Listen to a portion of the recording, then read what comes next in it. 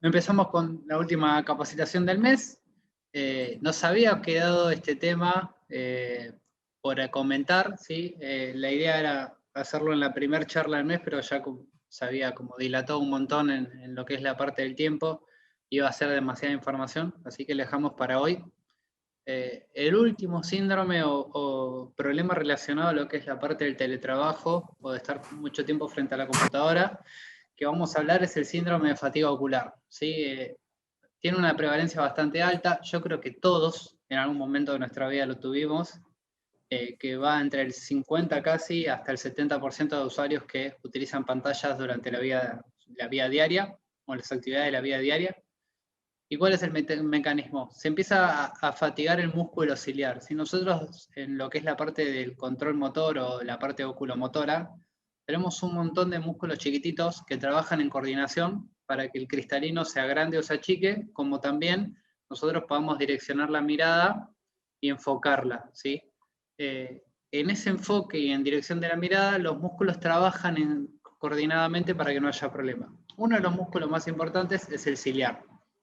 Entonces, el ciliar no está hecho para que nosotros mantengamos la mirada fija de forma constante durante 8 o 9 horas sin pestañear frente a una pantalla. Entonces, se empieza a fatigar, ¿sí? ¿Qué te trae esa fatiga o cuáles son las principales causas? El deslumbramiento de la pantalla, la deficiencia de la iluminación y los bajos contrastes. Básicamente estar frente a una computadora, un celular, una tablet o frente a un televisor muchas horas durante el día. ¿Sí? Estamos acostumbrados a la iluminación del sol, ¿sí? la cálida, la común, la que tenemos durante la vida diaria, y nosotros evolucionando en esta forma nueva de trabajar, en lo que es la parte de tecnología, empezamos a pasar mucho más tiempo frente a las pantallas.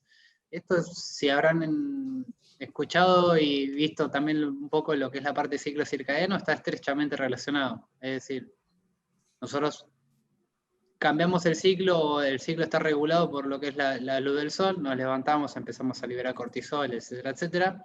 Entonces, imagínense que el ciclo no solo se ve alterado por la luz azul, sino también tenemos efectos en el órgano mismo, en el órgano de la visión, que es el ojo, por esto se empieza a fatigar.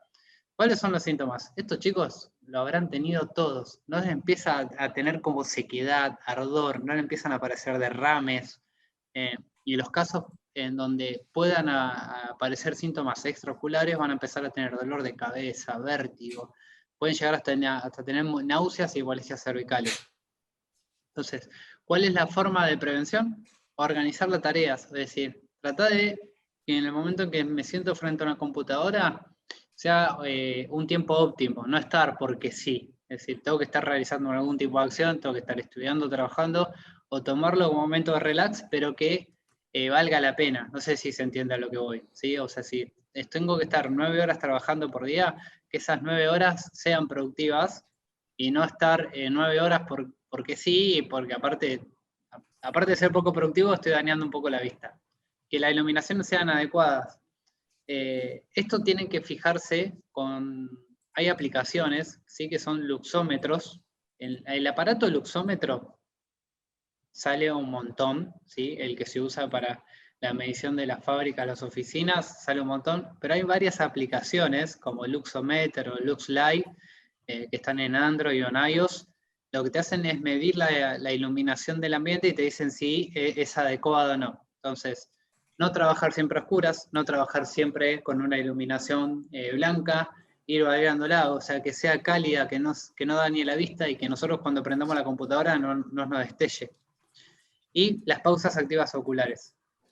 No sé si se acordaron, pero en su momento yo les había comentado la regla del 20-20-20, que cada 20 minutos, durante 20 segundos, yo voy a ver un objeto lejano a 20 pies, que serían 6 metros más o menos. Entonces, cada 20 minutos de trabajo, termino una reunión, termino de completar el Excel, termino de programar, termino de responder la bandeja de mails, agarro, levanto la vista y busco el objeto más lejano que tenga del comedor, de la pieza, de donde sea que esté, y trato de enfocar la vista en ese objeto durante 20 segundos. Eso lo que va a hacer es que el cuerpo ciliar, el cristalino, se adapten, salgan de esa posición de reposo, de estar constantemente viendo una pantalla, y empiezan a trabajar y se genere más lubricación, entonces prevenimos la sequedad, la irritación de los ojos, ¿sí? Y después, ya saben, protector de luz azul para las pantallas, pausas activas no solo oculares, sino también despejarse un poco, levantarse, ir a tomar un vaso de agua, servirse el mate, el café, moverse, tomar luz del sol, esto de a la mañana, por ahí si puedo trabajo un poquito al balcón y después ya me vuelvo adentro, ¿sí? Es repetir un poco, pero quiero que termine de ensamblarse lo que vimos durante las primeras 3 semanas, ahora, para que termine de cerrar. Hasta acá, ¿alguna duda? ¿Consulta? Julián, pobre, te tengo ahí, estás con cámara, así que te voy a preguntar siempre. En el chat pusieron súper claro. Bien, Fernando. Fernando siempre contesta. Bien, Fernando. Bien, damos por cerrado el tema de ojos y pasamos a la parte de ejercicio. No se asusten, no quiero que lean todas las adaptaciones que hay en el ejercicio, porque no me interesan que sean profe de educación física, kinesiólogos ni nada. Esto lo puse para que tengan una noción de lo bueno que es el ejercicio y los cambios que empiezan a haber en el cuerpo humano una vez que nos empezamos a ejercitar. Ejercitar no quiere decir que de un día para el otro salga y quiera correr 10 kilómetros, ¿sí? Porque eso pasa, ahora que estamos, muchos los vieron el año pasado, pero ahora que estamos en fase 1 durante 9 días, van a ser 9 o más, que todo el mundo ya sabe que posiblemente sean más, cuando terminen, no quiero que pase lo que pasó el año pasado, que salieron todos a correr 15 kilómetros y estuvieron 15 días encerrados. Como esa gente que estuvo un montón de tiempo encerrado y de la nada le quiso salir a correr y correr como si tuviera 15 años. De vuelta, la adaptación al ejercicio es progresiva. Si el cuerpo humano se va a adaptar, pero no es de un día para el otro, y menos si venimos de una etapa de mucho sedentarismo, como es una fase 1 de una pandemia. ¿Cuáles son las adaptaciones que hay en el cuerpo cuando empezamos a hacer ejercicio? ¿Sí? El flujo sanguíneo empieza a ser más eficiente, ¿sí? Empieza a ir más cantidad de sangre a los músculos. ¿Por qué? Porque los estamos empezando a usar más, ¿sí? Empezamos a generar neovascularización. Entonces, ¿qué es la neovascularización? Es la creación de nuevas arterias y venas hacia el músculo. ¿Por qué es importante esto? Ahora vamos a llegar. Porque es más eficiente, ¿sí? Si, por ejemplo, tengo 2 avenidas que llevan oxígeno y van de un edificio al otro, ¿sí? El edificio 1 va a ser el corazón, el edificio 2 es el músculo. Si yo tengo 2 avenidas que van al músculo, las 2 avenidas en algún momento se van a saturar, ¿sí? Porque el edificio 2 me está pidiendo un montón de recursos que el edificio 1 todavía no tiene. Entonces, ¿qué hace el edificio 1? Debe de mandar más camiones por la misma avenida, que en este caso serían oxígeno, lo que hace es crear más autopistas. ¿Para qué? Para no saturar esas 2 avenidas. Entonces, el tránsito, en vez de ir por 2 autopistas, va a ir por 5. Entonces, crea más vasos.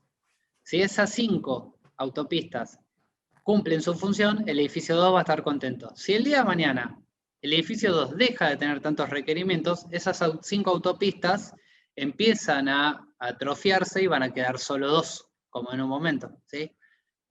Por eso también viene esto de que el músculo tiene memoria, porque nosotros cada vez que generamos neovascularización no es que se pierde, sino que después tenemos la posibilidad de volver a recuperar lo que teníamos. Otra cosa que tiene es eliminamos los productos de desecho y después colaboramos en los procesos de termorregulación. Esto de que tener la temperatura corporal de forma constante. Vieron que va variando durante el día, subir el ejercicio genera claramente un aumento del metabolismo y por eso empezamos a transpirar. Porque la transpiración lo que hace es tratar de bajar la temperatura corporal. ¿Cuál es la importancia de esto de después que van a ver todo un texto gigante que dice respuesta hidrodinámica, aumento del retorno venoso? ¿Sí? Nosotros cuando tenemos este edificio 1 que es el corazón y tenemos que mandar oxígeno al edificio 2 que es el músculo, vieron que ahora vamos a tener 4 avenidas. ¿Por qué? Porque empezamos a salir a correr, a caminar, a hacer stretching, yoga, pilates, la actividad que ustedes quieran. Pero el edificio 2, los desechos o esa sangre desoxigenada, de alguna manera tiene que volver, ¿sí?, al corazón para después, a los pulmones para que después salga hacia el mundo exterior. ¿qué pasa? En el edificio 1 tenés la bomba que es el corazón, entonces genera un sistema de presión alta que hace que del corazón vaya a todos los músculos, desde la cabeza hasta el dedo gordo del pie, ¿sí? Va. El tema es que la vuelta, ¿sí? La vuelta cuando va de la cabeza a los pulmones no pasa nada porque va a favor de la gravedad. Pero ¿cómo hace para volver la sangre, o sea, lo que es la parte del retorno venoso, desde el dedo gordo del pie hasta los pulmones? Porque tiene que ir en contra de la gravedad. Entonces, hay muchos factores, ¿sí? Primero es que las venas son anatómicamente distintas que las arterias porque tienen válvulas, esas válvulas se van cerrando para facilitar justamente la subida de la sangre. A su vez tenemos un sistema de bajo presión. Si el corazón es un sistema de alta presión para las arterias, el retorno venoso es un sistema de baja presión. ¿Para qué? Para que esto es como las tormentas, un sistema de alta presión y uno de baja presión, lo que va a hacer es ir de alta hacia baja. Nada, la cosa es que se favorece el retorno venoso. Pero ¿qué es lo que quiero que tengan como más importante? Para favorecer el retorno venoso hay que movernos, ¿sí? Nosotros, en los gemelos, tenemos dos bombas musculares. Si el músculo cuando se comprime, hace que la sangre suba hacia arriba. Entonces, ¿qué favorece el retorno venoso? Hacer la actividad física. Porque por esta bomba que tenemos en las piernas. Si nosotros estamos mucho tiempo quietos, sentados, sin movernos, el retorno venoso no va a ser bueno. Y ahí es cuando empiezan a tener los tobillos así de hinchados. ¿No les pasa que nuestros abuelos o la gente grande es muy de tener los tobillos hinchados? ¿Sí? Y lo primero que le dice el médico, aparte de ver todo lo que es la parte cardiovascular, es empezar a caminar, empezar a moverte, porque los viejitos son muy de quedarse sentados y de hincharse los pies y empiezan a darles, para que mejore un poco, le dan medias de compresión. Acá en Argentina también es esta. Es más, si trabajan mucho tiempo parado, al revés de la situación, les recomiendo que se compren medias de compresión. Son buenísimas y sirven un montón. ¿Cuál es entonces la importancia en todo esto? Que hay que movernos, ¿sí? Hay que activar esta bomba gemelar, ¿para qué? Para que no estemos cansados. ¿No les pasa a las mujeres sobre todo? Ahora igual por suerte no tanto, pero antes la mujer estaba esa cultura de usar tacos sí o sí, porque era como la parte oficina, ¿sí? Nada, otra época, que tenía que ir con tacos, y no les duelen los pies. ¿Por qué? Porque entre que trabajan sentadas, más el taco que es molesto, claramente a la noche llegaban con una sensación y dolor y fatiga en las piernas que es terrible, ¿sí? Entonces, empecemos a movernos, ¿por qué? Porque también de esa forma prevenimos el dolor de piernas. ¿Hasta acá alguna duda? Creo que no. Julián, haceme así si estamos ok. Bien. Vieron que hasta acá siempre les venía hablando del músculo como esta cosa que mueve las palancas, ¿sí? Cumple una acción nada más el músculo. El músculo se contrae o se relaja y en base a eso mueve unas palancas, que las palancas en este caso van a ser los huesos, ¿sí? Contraigo el cuádriceps y hago una extensión de rodilla. Contraigo el bíceps y flexiono el brazo. Siempre tuvimos esa noción o esa forma de ver al músculo. Y por suerte hace un par de años se empezó a cambiar ese concepto, ¿sí? El músculo hay que empezar a tomarlo también como un órgano endocrino, ¿sí? Vieron que yo les hablaba de la liberación de cortisol, de adrenalina, noradrenalina, de lo que es la parte de metionina, melatol, etcétera, etcétera, etcétera, etcétera. Bueno, eso generalmente lo larga la hipófisis y la neurohipófisis que se encuentran en el cerebro. Pero se empezó a descubrir hace poco que uno cuando empieza a realizar actividad física, empieza a liberar miocinas, ¿sí? O dependiendo de donde lo lean, se van a llamar como mioclinas. Cualquiera de las dos están bien. Esas miocinas empezaron a descubrir que son unas hormonas que tienen funciones en diferentes órganos, ¿sí? En lo que es la parte del hígado, ayuda a la absorción de la insulina, o sea, la creación de la insulina, baja la inflamación crónica, en el hueso fomenta la creación de hueso, ¿sí? En el intestino ayuda a la absorción de calcio y otros minerales, ¿sí? En lo que es el sistema inmune, estas miocinas fomentan a que tenga una mayor respuesta ante agentes externos, ¿sí? Y tiene un efecto antitumoral, ¿sí? todo el mundo sabe que el ejercicio es bueno, ¿sí? O sea, no hay duda, creo que ninguna persona que hablemos van a decir que el ejercicio es malo o que te trae algún efecto contraproducente. Todo el mundo lo sabe, pero bueno, ahora hay una justificación nueva y más avanzada para decir, el ejercicio no solo sirve para bajar la pancita y para que vos te sientas bien, sino que tiene un efecto general en el del cuerpo. Actúa en el tejido adiposo, en los huesos, en el cerebro, en el hígado, en el intestino, en el páncreas, en todos lados, ¿sí? Entonces, empecemos a entender el ejercicio como la verdadera píldora para todas las enfermedades, ¿sí? Último tema. ¿Por qué traigo el efecto antitumoral del ejercicio a una capacitación acá en gente de sistemas en Lumina? Porque con la pandemia, ¿sí? Se empezó a hablar en todos los noticieros y en todos lados, siempre se habla de coronavirus y nada más, ¿sí? El otro día tuve la oportunidad de dar una capacitación en Chile y sacamos la siniestralidad, o sea, la cantidad de funciones en los últimos 3 años, y hay una estadística que se repite no solo en Chile, sino que es a nivel mundial, ¿sí? Una de las primeras causas de muerte durante el 2019 y el 2020 en plena pandemia fueron el cáncer, ¿sí? El cáncer de estómago, de intestino, ¿sí? De pulmón, de colon. La segunda causa de muerte a nivel mundial fueron las enfermedades cardiovasculares e hipertensivas. Y la tercera fue el coronavirus, ¿sí?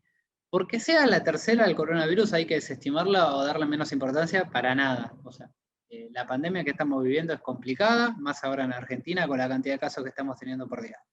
Pero lo que quiero que se lleven es que la pandemia lo único que hizo fue desnudar una falencia que a nivel mundial se viene teniendo hace un montón de años, ¿sí? La famosa pandemia silenciosa la venimos teniendo, ¿sí? Y sin trabajar y sin generar conciencia ni prevención hace un montón de años, ¿no? Y que la pandemia lo único que hizo fue acrecentar esta diferencia. ¿Bien?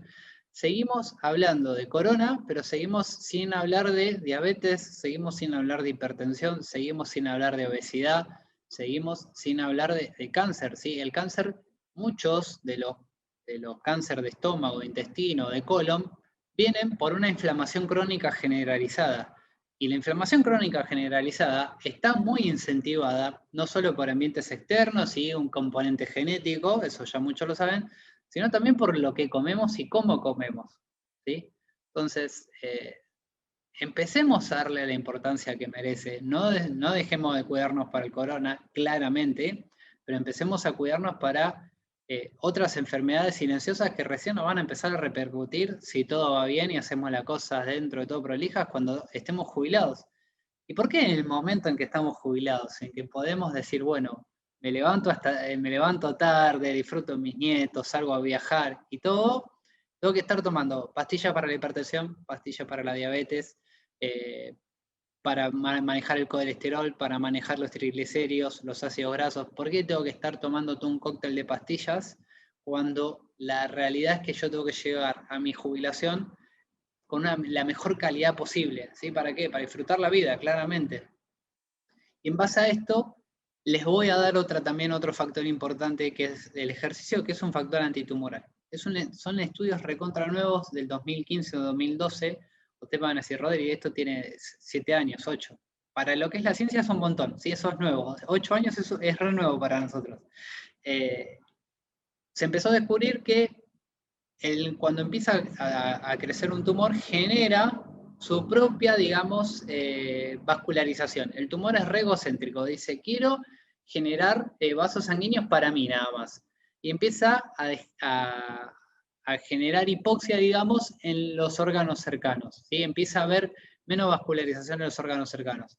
Entonces, el ejercicio lo que hace, si nos acordamos lo que les comenté en la primera diapositiva, la segunda, que en el ejercicio, el edificio 1, el edificio 2, empezamos a crear de 2 avenidas, empezamos a tener 5, si empiezo a generar mayor cantidad de vascularización rodeando al tumor y lo complemento con el tratamiento elegido por el oncólogo, quimioterapia, radioterapia, etc., hay mayor probabilidad de vencer al cáncer que si solo me quedara con la quimio o la radioterapia solo. ¿sí? Entonces se descubrió que el ejercicio es un factor coadyuvante, ¿sí? O sea, que favorece a la recuperación en personas con cáncer. Entonces saquemos el mito también culturalmente de que si una persona está enferma de cáncer, no tiene que hacer nada, tiene que quedarse quietito en la casa sin moverse. El ejercicio tiene que ser adaptativo para cada una de las personas y de las cualidades y la enfermedad que en ese momento posee. No necesariamente hacer ejercicio sea salir a correr o caminar por todos lados. Puede hacer ejercicio en su casa, tranquilo, en una zona segura, más si tiene la defensa baja o si está en quimio y se siente mal. Pero sí o sí el ejercicio, chicos, es fundamental en todas las etapas de la vida. Si nos sentimos bien, si nos sentimos mal, hay que empezar a movernos. ¿Por qué? Porque él parece en todos los estudios nuevos, viejos y que se van haciendo y que se van encontrando, que el ejercicio es lo mejor que nos puede pasar en la vida. ¿Sí? ¿Hasta acá alguna duda? Porque después viene la parte... viene esta parte nada más. Y ya después pasamos a la pausa. ¿Hasta acá alguna duda, consulta, inquietud o incertidumbre? El chat. Todo claro. Bueno, genial. Tengo una pregunta, pero Sí, sí. más que tiene que ver con, nada, con algo justo que en las clases, que eran estos los famosos lentes bloqueadores. Me entró la duda de si no es lo mismo. O sea, yo hace cosa de una semana atrás justo me tuve que volver a hacer los anteojos del ojo. Se te escucha medio mal. Los bloqueadores, eso de el satial, ese que te comes. Ese, claro, que vos habías nombrado, que yo justo. No, los bloqueadores de luz azul. Eso, claro, sí, perdón. Vos justo los habías nombrado justo la semana pasada me mandé a hacer los anteojos nuevos, esa descripción. Vienen con un. Te dan un bloqueador de luz azul. ¿Es lo mismo o es algo más especializado lo otro? No, cuando vos vas a la óptica. Cuando vos vas a la óptica, ya creo que cuando vos le decís que trabajás con la computadora, ya algunos como que te lo dan por hecho y lo empiezan a meter, ¿sí? Pero está bueno decirles, che, mira, trabajo con cómputo, me ponés bloqueador de luz azul. Hay que ver el tipo de filtro que te pones, ¿sí? Porque hay filtros muy suaves para bloquear luz azul y filtros muy fuertes. ¿Sí? ¿Sabes cómo te das cuenta? Porque el vidrio es casi naranja, o sea, el que tiene un bloqueador de luz azul muy grosso, básicamente te estás poniendo anteojos naranjas. Pero... Claro, no, me pasó eso, que ya es el tercer par que me hago así, justo me había entrado la duda. El primero que me hice, prácticamente yo no veía ninguna diferencia, lo único que sentía era que tenía un tinte amarillo horrendo. Ya el segundo era bastante más transparente, y este también, siempre obviamente que hacen la pruebita de que te ponen la luz azul como para decirle, mirá cómo te bloquea este láser azul. Sí, vos lo que le tenés que preguntar es el espectro de luz azul que bloquea y el filtro, si es suave o muy fuerte. Yo pasé una marca que directamente hace anteojos blue blockers sin el filtro, o sea, te hace los anteojos. Si vos ves pero para que te fijes nada más, no porque para que compres en esa marca, vos te vas a dar cuenta que los anteojos son naranjas, porque tiene un filtro muy fuerte de luz azul, muy. Por eso la misma persona te recomienda que por ahí usalo cuando tengas que trabajar solamente o cuando estés frente a una computadora, porque si lo usás durante todo el día, salvo que no te moleste, porque hay gente que te dice, no me pasa nada que la gente me vea con anteojo naranja, hay de todo. Pero sí, de las mismas ópticas te lo ponen hoy en día. Ya es algo común, ¿sí? Lo que pasa es que te lo ponen y no te explican, porque te dicen, sí, te bloquea la luz azul porque te hace mal a los ojos, y nada más. No, explicar el ciclo circadiano, cortisol. Claro. Porque si no, es como que no te hacen, pero no te explican. Bueno, explico la última diapo, ¿sí? Para dar un cierre también a todo lo que venimos hablando, ¿sí? Yo les vengo como picando, creo que también Lumina está haciendo ese trabajo de incentivar a que se haga actividad física o también las pausas activas dentro del horario laboral, ¿sí? O también una vez que uno termina, que se pone a estudiar o a hacer un hobby. Es importante romper con el círculo vicioso, ¿sí? Uno está con ese círculo de me siento mal o no veo cambios en mis hábitos o en mi cuerpo o donde sea, estoy cómodo, ¿sí? No necesariamente es me siento mal. Estoy cómodo, pero no hago nada, básicamente. O sea, estoy en la misma situación hace un montón de años, no cambias nada por mejorar, y como no cambias nada, tampoco mejoras, ¿sí? Hay que un día decir, bueno, voy a romper un poco con este círculo vicioso y voy a generar un hábito nuevo, ¿sí? En este caso puede ser la pausa activa, o probar una clase de yoga, o probar una clase de funcional, o decir, no voy a comer ultraprocesados por 15 días, una cosa así. Ese hábito nuevo, automáticamente, cuando vean el beneficio, se van a empezar a sentir mejor y ese círculo vicioso ya se va a romper y van a parecer lo que es el círculo virtuoso. No quiero que piensen que soy Claudio María Domínguez, que esto es fácil, que positivismo puro, no, no, no. Esto es complicado, ¿sí? Esto no está hecho para que se haga de un día para el otro. Generar hábitos no se hace así, ¿sí? Para generar un hábito nuevo hay que ser constante, hay que ser consciente y hay que tratar de siempre buscar la mejor versión de uno mismo, ¿sí?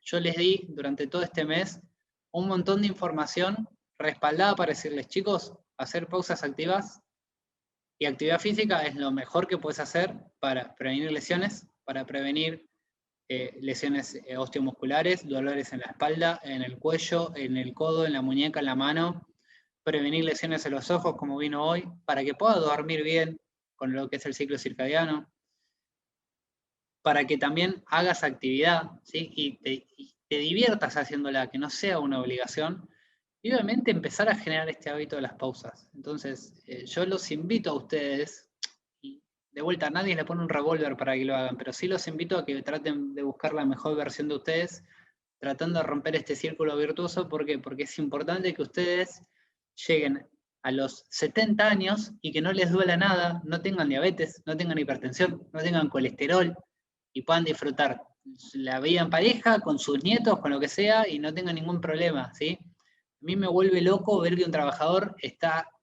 3 meses con dolor de codo, dolor de hombro, dolor de cuello. ¿Por qué? O sea, tenés entre 20 y 40 años, no te tiene que doler nada. Si saquemos esa cultura de me duele la espalda, es re normal que te duele la espalda. La incidencia es alta, pero no tiene que ser normal que te duela, ¿sí? El trabajo no tiene que doler y también no tiene que existir dolores fuera de la vida laboral, ¿sí? Si hay algún dolor, hay que ver por qué pasa y solucionarlo. No nos tenemos que acostumbrar al dolor. Yo sé que terminan de hablar conmigo, prenden la tele y hay 6 publicidades de ibuprofeno, 7 publicidades de antigástrico y 8 publicidades con pastillas para dormir, porque las comprobé. Y ahora también está el polvito ese que le pone a la comida para no engordar, que no sé, los hidratos de carbono. Entonces, yo sé que el camino fácil es la pastillita, el polvito, lo cosa, y lo que les estoy diciendo yo, lo complicado. Pero yo les digo que mi camino, el que les estoy recomendando, es el camino que le va a dar mayor cantidad de beneficios y que van a durar un montón de años, en diferencia del polvito o la pastillita que le van a ofrecer en las publicidades.